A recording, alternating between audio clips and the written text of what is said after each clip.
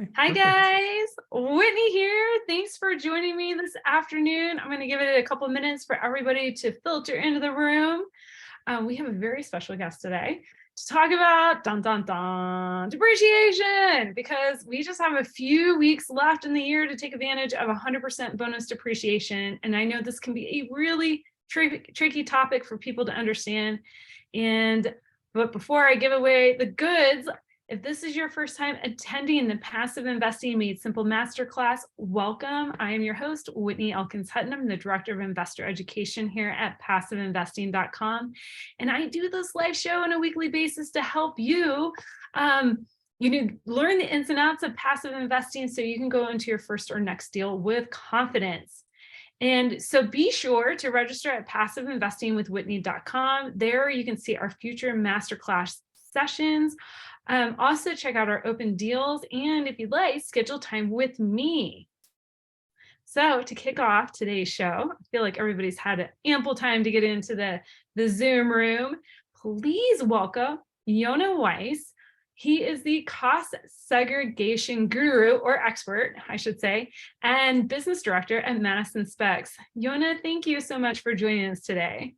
It's my pleasure. Thanks, Whitney. Great to be here. And thank you for having me. And hello to everyone else who is listening but can't respond. So use the chat and just tell us in the chat, where you're coming in from. And I'd love to just see who's here today.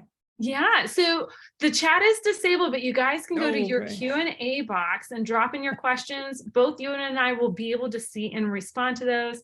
Yonah, I'll be happy to kind of moderate those questions as they come in. But I want to kind of kickstart this because you and I had a conversation recently on Weiss Advice, your podcast, and I was just so enthralled. You just kind of gave a little bit of allusion to your background and how you got into real estate, but even more specifically to this area of real estate. And I would love for you to just share your journey with our audience here today. Sure, absolutely. And I appreciate you coming on the show, Weiss Advice. That actually episode is going to be airing airing in the next couple of weeks. So make sure to subscribe so you don't miss that, because that was a great conversation with you, Whitney. My background is actually in teaching as an educator. I spent about 15 years teaching at various grade levels, including like collegiate level. And that's really my passion, has always been my passion, helping people and just teaching. I have 6 kids myself. And so always a teacher in every day, just trying to guide people, and got started in real estate about 7 years ago with just kind of getting my feet wet. Started with a couple, really, I didn't start with the fix and flips, but that happened pretty early on. But I started learning about commercial mortgages and was a commercial mortgage broker for a little while, apprenticing a good friend of mine who basically took me under his wing and just taught me everything there was to know about commercial real estate. And so that's kind of how I got my feet wet. Then I learned the brokerage side. And like I said, did a few fix and flips with this friend of mine as well, until about 5 years ago, I was introduced to this company where I'm currently still at, Madison Commercial Real Estate, and Madison Specs, the largest national cost segregation company. And I didn't really know anything about cost segregation. So what was funny was that I had already had a couple of years of experience in the real estate and had, developed a great network, a lot of people that I knew who were real estate investors or brokers and all kinds of things. And so I just reached out to everyone that I knew. It was like, hey, do you know about this thing, cost segregation? I'm thinking of, starting doing this. And the resounding response I got from everyone was, no, I have no idea what that is, which was shocking to me at the time. Now I'm already used to it, the fact that very few people know what it is. And even those who may have heard the word don't really understand what it means. There were a couple of people who were like very savvy investors who had been doing it for decades, and they knew what it was. And like, actually, one of my mentors who I went to first was like, oh yeah, we use Madison Specs for all our cost segregation. I'm like, okay, great. Well, then it's a good fit, right? And he highly encouraged me to do that. And what I found was there was a gap in the marketplace, which was people didn't even know what this was, let alone understand it and utilize it. And so I just found it as an educational opportunity, which was perfect for what I did. So leading, the business development of the company, doing, just basically teaching people what this is. And then once you know what it is, it's either a no-brainer or it doesn't make sense, but it's at least an important tool to have in your tool chest. So that's a kind of little background in what I've done in the past 5 years. I've been featured on over 400 podcasts and webinars. Again, host of the Weiss Advice podcast, and which I started a couple of years ago, hitting up the 300th episode this month. So excited for that. And yeah, and that's pretty much it. I'm a real estate investor as well. So there you go. I've invested in a lot of syndications and doing some capital raising as well on that side. So a little of everything. Awesome. Okay. Well, I do want to define cost segregation here in a minute, but I think we need to back it up and just a little bit, just like kind of cover, because what cost segregation helps take advantage of is depreciation, right? What we're doing is accelerating for depreciation, but let's define depreciation first and start peeling back the layers of the onion from there. Absolutely. And you're absolutely right, because depreciation, cost segregation is just an advanced form of depreciation. So once we understand how depreciation works, what it is, we can understand then, okay, let's get to the next level, which is depreciation, a much more advanced form of that. So depreciation, as even though it sounds like a negative thing that your property is going down in value, that's not really what it means. It's just a borrowed term for a tax deduction the IRS gives you from your income tax if you buy a rental property. If you buy a property besides your personal residence, any other type of property, whether it's business, investment, rental, you're able to claim this deduction called depreciation, which essentially is taking the purchase price, subtracting amount for land, land doesn't depreciate, and then basically taking that as a full write-off. Okay, so if you buy $1 million property, you can take a little off for land and then basically deduct the remainder, but you can't do it all at once. So they've given these kind of arbitrary lifespans that a property depreciates over.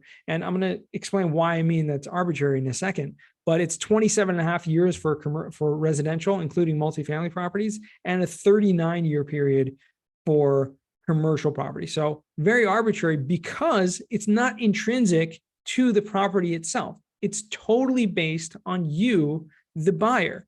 Meaning, if you bought a property that's built in 1935, it doesn't matter, because when you buy that property today in 2022, you're able to now start your 27 and a half years of depreciating the day that you buy the property. And it's based on what you paid for it and not based on the intrinsic value that is quote unquote depreciating. So again, don't get thrown off by the name, because it's not really what it means. It's not that your property is actually going down in value, although the concept does hold true a little bit when we're going to talk about cost segregation, getting to the more advanced form of that. So that's in a nutshell depreciation. Again, just simply put, a tax deduction that's based on the principle that your property goes down in value. So why does the IRS give investors depreciation? So I think there's been a lot of arguments out there. And I think just a quote from, or paraphrase, I should say, from Tom Wheelwright in his book, Tax-Free Wealth, one of my favorite books on taxes. He talks about depreciation as an incentive. And really the whole tax code is an incentive program to help the economy and to encourage certain types of activities. Now, one may say, and this may be true, that, and I've heard this, that the reason why real estate investors, including depreciation, have so many tax benefits is because the people who wrote the laws were real estate investors. And that may very well be true, unfortunately, if that is the case. However, just the obvious, if you look around, everyone is in a building almost all the time, right? Whether it's your home, whether it's office, whether it's, it doesn't matter. Businesses, everything is in a property. So building and real estate is so integral to the economy on so many different levels. And so to encourage, and not just transactions, but to encourage growth and construction, the IRS wants to give incentives for people to invest more money and more capital back into that. And I think we saw that very, very much over the past several years with this bonus depreciation, which, without getting ahead of myself, that's that becomes very clear that it helped the economy. Okay, so let's peel back the layers of the onion, right? So we've defined depreciation in the two different, the arbitrary timelines that are attached to them. And this is to real estate, right? You can depreciate a car for your business and all equipment like in your business. So, they all have their own time schedules. Exactly. But let's peel back the layers of the onion now. What you do is cost segregation. How does that, what is it? And how does that relate to accelerated depreciation? So I don't want to get too deep into the tax, terminology, but really accelerated depreciation and cost segregation can be interchangeable. In the nitty gritty, if you're an accountant, the actual real terminology of accelerated depreciation may mean something else, but I'm not going to get into that because no one wants to talk about double declining balances and these kind of things. 30,000 foot video level here. Right. What we're going to talk about is cost segregation. Essentially, the IRS says it's true that a building, we've given this lifespan of 39 years or 27 and a half years, but actually, really, there are many things in the property that are components of it that actually depreciate at a faster rate over a 5-year schedule, and things outside the property that actually land improvements that actually depreciate on a 15-year schedule. And so they've given what's called the MACRS, or if anyone wants to Google that, MACRS, is the Modified Accelerated Cost Recovery System. So this is the system that the IRS has put in place that every single type of property that exists, whether it's personal property or cars or trains, or houses or real estate, they all have different what's called depreciable lifespans, or this cost recovery system. Now, without getting too deep into that, what cost segregation does is, using an engineering approach, we break down the property into its individual components. So it used to be called component depreciation,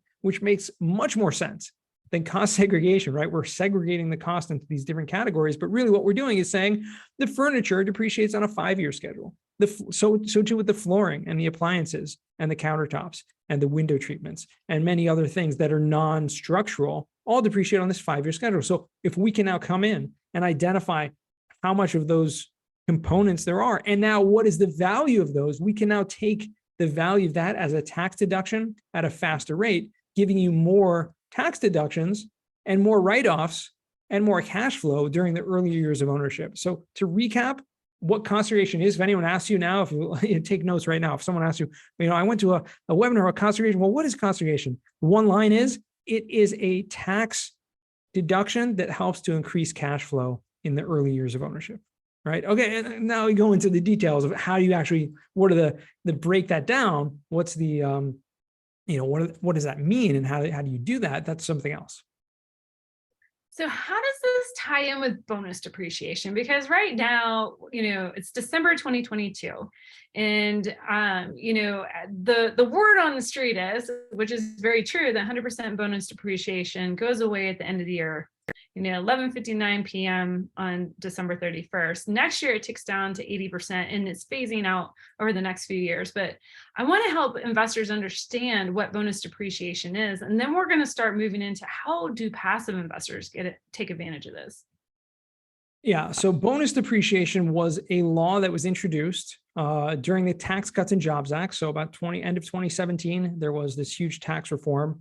One of the biggest tax reforms this country has seen since the 1980s. And one of the things that came out of the tax reform was this thing called 100% bonus depreciation, which says once you've done a cost segregation and have allocated the different components into their faster lifespans, 5 years, and again, the 15 years, all of those components that we're going to call accelerated depreciation, right?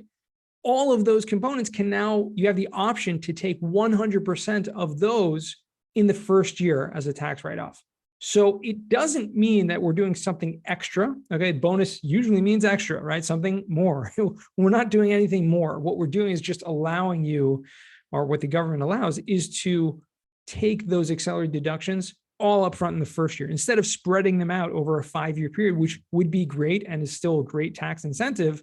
To take a lump sum in the first year is huge. And just to illustrate that, let's, if you wouldn't mind, just to illustrate that, yeah, let's say you want $1 million property, okay, and you take off, let's say 15% for land improvement, land value doesn't appreciate. The remaining $850,000, if it's a multifamily property, you can spread that over a 27.5-year period, which means you would be getting approximately $30,000 a year as a tax deduction called depreciation. So I've done this a few times before. I'm not just a genius at math. Okay.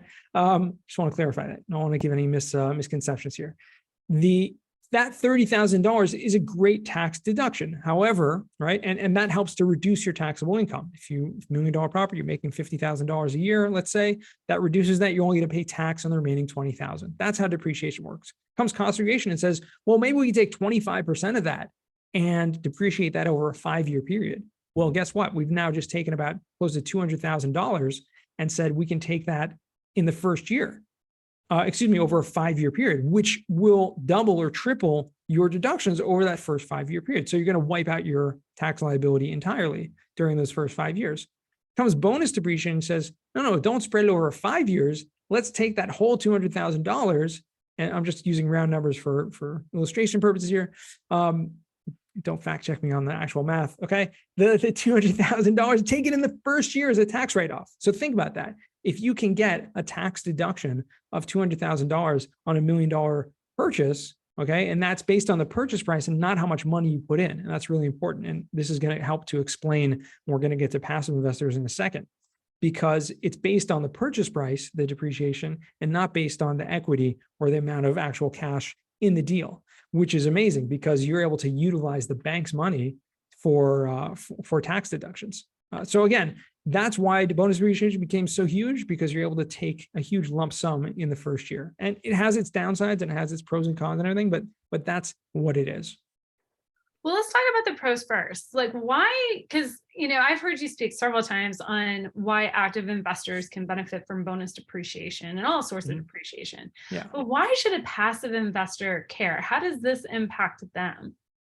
So the passive investor should care for a couple of reasons. Number one, there basically isn't any other type of investment vehicle that I'm aware of, aside oil and gas is one, but that allows you to take these tax deductions and essentially during the life of ownership, or at least during the first 5 years or so, you're able to receive those returns and receive the cash flow from your properties and basically not have any tax liability on that. So that itself is huge, right? However, there is a big distinction between what's called a real estate professional, someone who either they or their spouse is full-time in the real estate trader business, than that ordinary, average W-2 or average person, who is, or above average, doesn't matter, right? The normal person who is not a real estate professional. There's a distinction. That distinction is you're not able to use the depreciation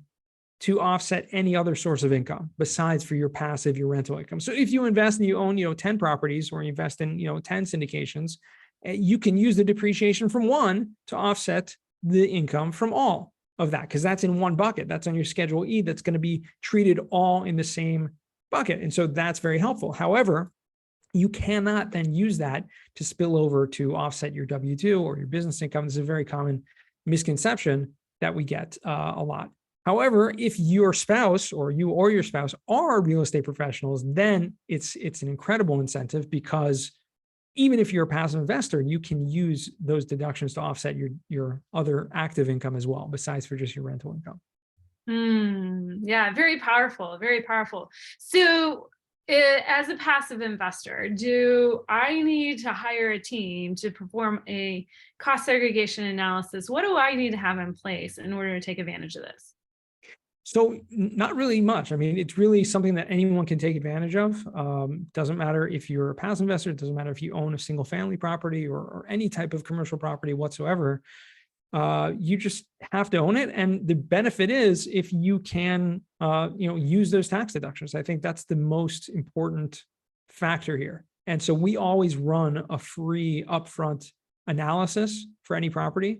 So you can see ahead of time if this is something that makes sense to you. If this will benefit you and how much so. And so that's a really, I think, important resource to have, especially, to talk with your accountant, who also, believe it or not, may not understand cost segregation, even though it's directly from the tax code. Not every accountant is a real estate, specialist.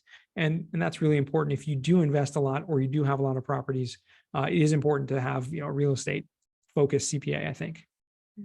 And just for you guys listening, for us here at passiveinvesting.com, we actually will perform the cost segregation analysis for you. And so you personally do not have to do that as a passive investor. And then we allocate those tax benefits. They pass through the LLC to the passive investor. Is that common, Yonah, amongst syndications? Yeah, that's correct. Because the cost segregation is done on the property level, meaning it's done on the property, and then the the depreciation will be allocated according to a percentage of ownership of whoever owns the property. So obviously, past investors coming together in a syndication each one will own a percentage of the property, and then they'll be allocated their percentage of the total depreciation. So you touched on something here, and I felt like we just like shot right past it. Not all accountants know how to deal with depreciation, and especially depreciation from cost segregation analysis and bonus depreciation. So for those passive investors listening here, if their accountant is kind of stuck and doesn't know what to do, or saying that they can't use this to offset passive income, what should they do? Well, I would say obviously just have the conversation with them. But if you're finding that they just don't get it, and it happens all the time, it may be worthwhile to find someone new. I mean, not necessarily to disrupt your whole ecosystem if that would do that, or you can try to educate them, because if they're open to that, I think they'd appreciate that to learn more. This is not some like far-fetched kind of strategy. In fact, this is not only directly from the IRS, from the tax code, it's even considered by the IRS the correct way to depreciate your property. You're actually supposed to do a cost segregation study on every property. However, they don't enforce it, or they don't require it, because it actually involves using a third party, and you have to shell out money to do it.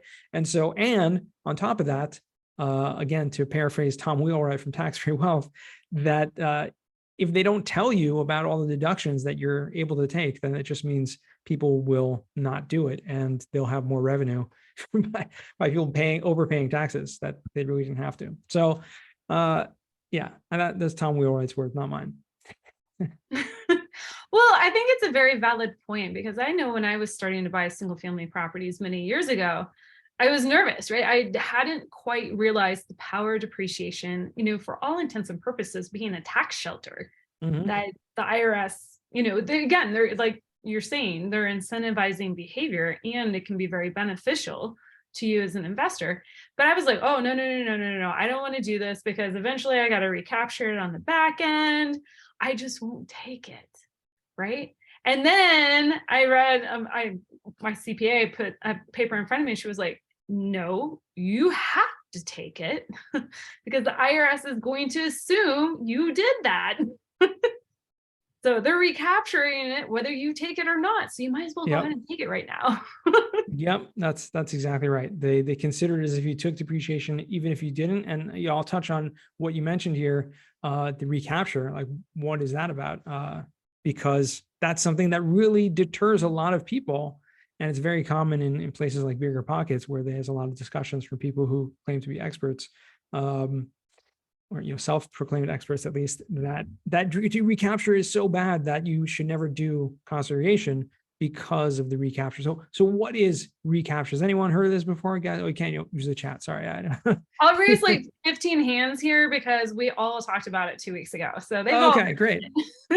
Perfect. So recapture tax, and not recapture, because it's really a tax. It's called an unrealized gain, which means it's similar to a capital gain. You've taken depreciation deductions. Now you are going to be subject to a tax on the amount of depreciation taken during the hold of your property. However, it doesn't mean, and I want to just make this very clear, I always like to use that distinction, being subject to a tax doesn't mean that you actually have to pay that. Meaning, legally, there are ways to either defer that further or to offset that with other deductions and things like that. So thinking kind of from a 30,000 foot, and you're planning ahead, like, okay, I'm going to hold this property. Maybe I'm going to buy another property next year, or the year after, or a couple of years from now. That can all help and encourage you, towards that proper tax strategy to know, if I should use this tool now or at a later point. So there are ways, like I said, to defer that. 1031 exchange is the most common one, which I'm sure you probably have discussed here before. And so it's not all black and white, that yes, you take the depreciation, you have to pay it back. And it certainly does not mean paying it back. It just means being subject to that tax, which again can be offset or deferred later on. There's so many powerful strategies buried in the tax code that investors can take advantage of, both actively as an active investor and as a passive investor. So thank you so much for coming on today and helping us demystify depreciation, accelerated depreciation, bonus depreciation. I've got 2 more questions for you. Let's talk about what's happening with this bonus depreciation phase out. Like, how is that going to impact the passive investor? Right. And you mentioned this before about like now we're in December of 2022, what's going to happen? And so when it was set up, this cost segregation in the tax code in 2017, the bonus depreciation in 2017, it had an end timeline, which means they said 100% bonus depreciation you can take until 2022. 2022 is going to be the last year. Starting in 2023, it's going to start to phase out by 20% each year, just giving less incentive to use take those full deductions in the first year. So next year, 2023, if you buy a property, you're only going to be able to claim 80% bonus depreciation, meaning 80% of those accelerated deductions we talked about, you can take in the first year. The remaining 20% can still be spread out over the 5 and 15-year periods of accelerated depreciation, but you just can no longer take the full amount as an upfront lump sum. And then it will go down again by 20% to 60% bonus depreciation, et cetera, until in 2026, it will no longer be. So that's going to be, for another day. I hope, and I hope everyone who's listening to this reaches out to their local representative to lobby to keep, reinstate 100% bonus depreciation to go forward. And I've actually heard from many people, many accountants, that that's actually been talked about quite a bit. So we'll see if it actually becomes permanent. Well, I just love it. I want to kind of put a pretty bow on it, because if people haven't connected the dots, really what we're doing here with accelerated and bonus depreciation is we're not changing how much depreciation is taken. And correct me, I'm wrong. We're just changing when it's taken. And so that sounds like a very powerful strategy if you are, need the tax deductions, want the tax deductions, or trying to build generational wealth. It sounds like an immense strategy that right now we have available to us. Absolutely right. That's exactly what it is. It is a strategy, and helps you to build wealth, because the more cash flow you have now, the more you can invest that, and the more you can, reap more benefits from that investment. We know what inflation is, and the time value of money has never been more important than it is now. Powerful words here, guys. All right. So, Yonah, we have several questions coming in for our after party section, but I want to go ahead and wrap up for those people who are listening to us on their favorite podcast of choice. What is the top thing that you want investors to get from this episode? I think the top thing investors should get is to keep educating yourself. Okay. There are so many of these little strategies. And don't be afraid of taxes. Don't be afraid of numbers. Even if you're not a numbers person, it doesn't matter. Continue to educate yourself so that you can make informed decisions. Oh, fantastic. And where can people find out more about you? Well, the best place to find me, I'm all over social media on all the platforms except for TikTok, at least. But LinkedIn is my most active social media. So please connect with me there. Make sure you mentioned you listened to this webinar, or you can go to yonahweiss.com. Fantastic, guys. And for those of you who are joining live, don't go anywhere. And if you're listening to us after the fact, thank you so much for joining us today and spending your most valuable resource, which is your time, here with us. And more importantly, as Yonah said, investing in yourself. And be sure to join next week's masterclass. And you can find those details at passiveinvestingwithwhitney.com. And when you register there, you can see our open deals and schedule time with me. You guys, thank you so much for joining, and we'll see you next week.